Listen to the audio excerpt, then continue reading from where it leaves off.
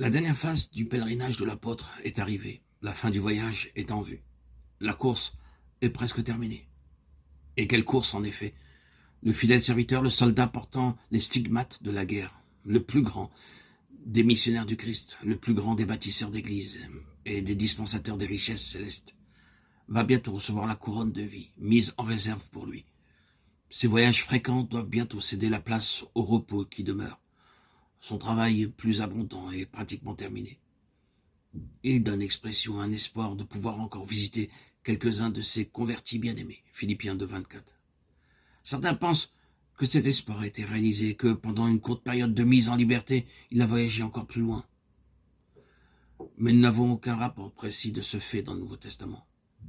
Il est maintenant emprisonné à Rome, et Luc achève son récit par la période en ce lieu, dans sa maison qu'il avait louée. Cet homme qui a vu la souveraineté de Dieu dans toutes les vicissitudes de sa vie n'a pas manqué de le faire lors de cette arrivée à Rome et en y séjournant.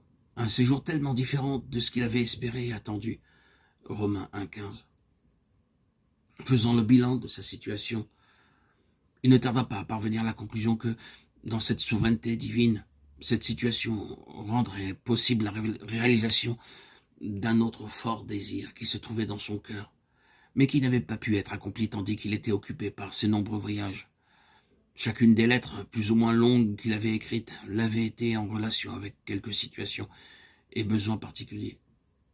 Aucune d'entre elles n'allait au-delà de cette demande spéciale, si ce n'est que par l'intermédiaire d'une information passagère.